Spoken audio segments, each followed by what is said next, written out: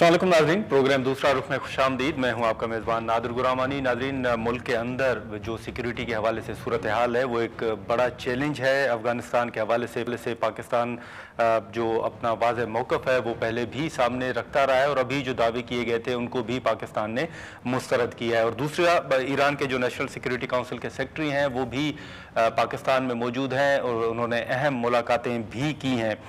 दूसरी जानिब अगर मुल्क के अंदर ओवरऑल जो मईशत के हवाले से हुकूमत ने हाल ही में कुछ दावे भी किए थे और कुछ रिपोर्ट्स का जिक्र भी किया गया था, लेकिन हमने देखा कि हाल ही में एक वर्ल्ड बैंक की रिपोर्ट आई और उसके बाद IMF की रिपोर्ट आई और आज जो एक बेरोज़गार अफराद की तादाद में इजाफे के हवाले से एक सर्वे है, जो एक रिपोर्ट है, उसका भी जिक्र किया जा रहा है कि तादाद जो है बेरोज़गार अफराद की पाकिस्तान में उनमें इजाफा हो रहा है। इसी के साथ साथ ओवरऑल अगर पाकिस्तान तहरीक इंसाफ की बात करें तो अदालती अहकामात के बावजूद PTI का ये दावा है कि उनको मुलाकात नहीं करने दी जा रही। हमने देखा कि कल भी उन्होंने अडयाला जेल के बाहर धरना दिया और अब भी उनका ये मौक़िफ़ है कि आइंदा जब मुलाकात के लिए वो वहाँ पर जाएंगे और अगर मुलाकात ना हो पाई तो वहाँ पर धरना दिया जाएगा।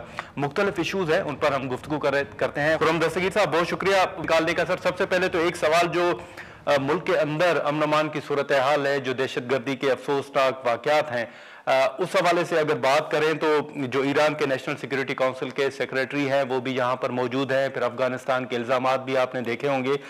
ओवरऑल सर, आप देख रहे हैं कि कोई ऑप्शन अभी भी मौजूद है, अफगानिस्तान के साथ बात हो सकती है, कंट्रोल किया जा सकता है जो चीज़ें चल रही हैं?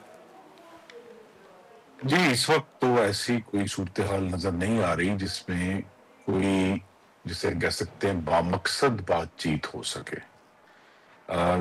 गुफ्तगू बराए गुफ्तगू तो हमेशा की जा सकती है और उसके लिए हमारे जो दो बाहमी दोस्त हैं, कतर और तुर्की, उन्होंने कोशिश भी की, पहले दोहा में और फिर इस्तांबुल में, लेकिन वो कोशिशें बार नहीं हुई क्योंकि अफगानिस्तान की जो तबूरी हुकूमत है उसकी तरफ से वो संजीदगी नहीं है और इसीलिए हमने देखा कि उन्होंने किसी भी जो एक रिटन एग्रीमेंट है उससे इनकार किया और उन्होंने कहा जी हम आपको वैसे अश्योरेंस दे सकते हैं। लेकिन पाकिस्तान जो है, अगर जो हमारी कोशिश तो यही थी कि हम अफगानिस्तान की अबूरी हुकूमत को एक खुद मुख्तार हुकूमत के तौर पर डील करें। अगर वो रिटर्न एग्रीमेंट करते तो उनकी तौकीर में भी बैनुल अक़वामी तौर पर इजाफा होना था, लेकिन उन्होंने ये उससे एतराज किया और कहा कि हम ये नहीं कर सकते।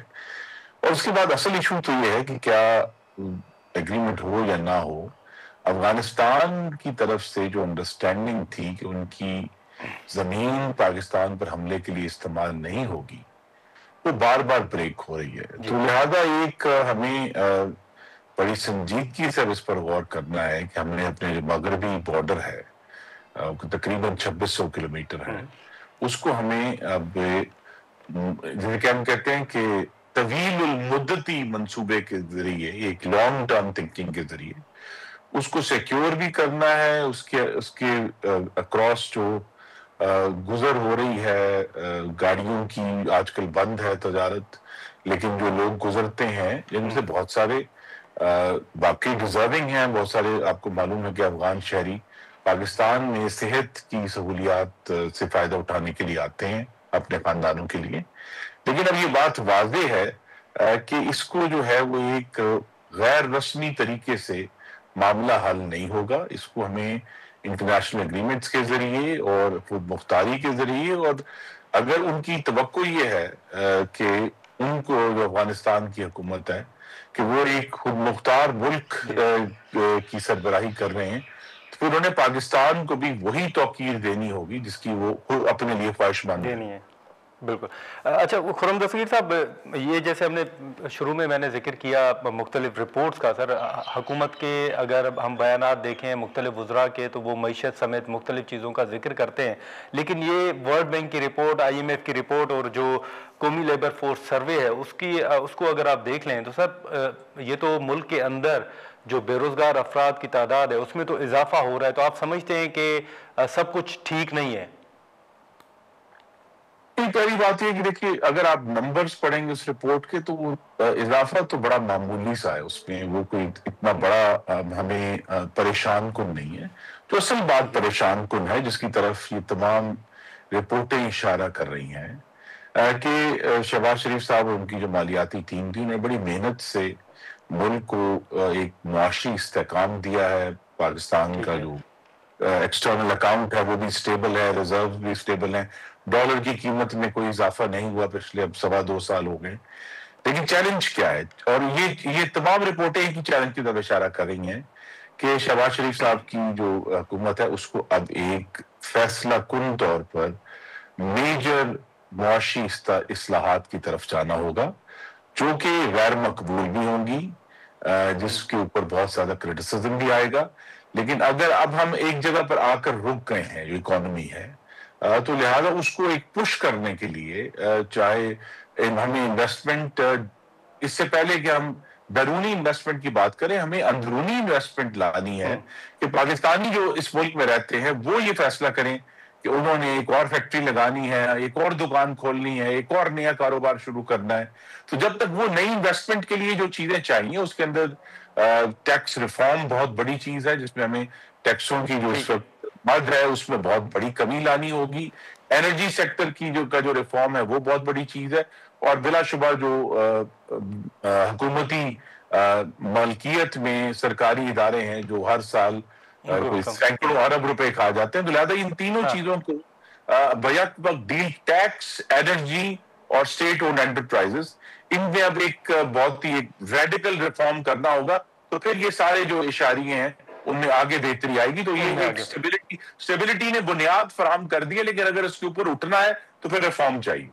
ठीक है, लेकिन खुर्रम दस्तगीर साहब, एक सर मेरा सवाल होगा पाकिस्तान तहरीक इंसाफ के हवाले से कि 27वीं 26वीं आईनी तरमीम हो या 27वीं, या इससे हटके भी जो अदालतों को आज़ाद और मजबूत करने के हवाले से एक नैरेटिव, एक मौक़िफ़, बयानात हैं, लेकिन पीटीआई सर ये दावा करती है कि उन्हीं अदालतों के अहकामात हैं खान साहब के साथ मुलाकात करने के हवाले से, लेकिन अडयाला जेल में मुलाकात नहीं हो पाती। तो सर आप समझते हैं कि अदालतों के अहकामात पर मौजूदा हुकूमत जो है वो अमल दरामद नहीं कर रही?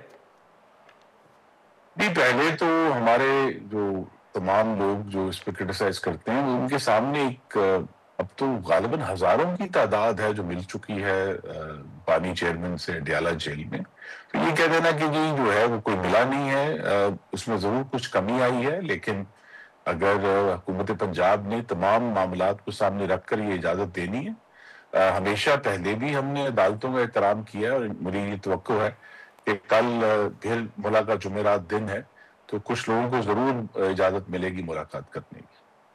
अच्छा, ठीक है। तो सर एक मुख्तसरन अगर ये कमेंट कर दें, ये जो बाय इलेक्शंस हुए हैं उस पर जो तनकीद हो रही है कि पीटीआई तो नून लीग के मुकाबले में थे ही नहीं, मैदान खाली था, आप समझते हैं कि पीटीआई का मैदान खाली छोड़ना उनको ये इल्म था कि उनका नैरेटिव इस वक्त कामयाब नहीं है, या उनके बाइकआउट से कोई आप फर्क देख रहे हैं?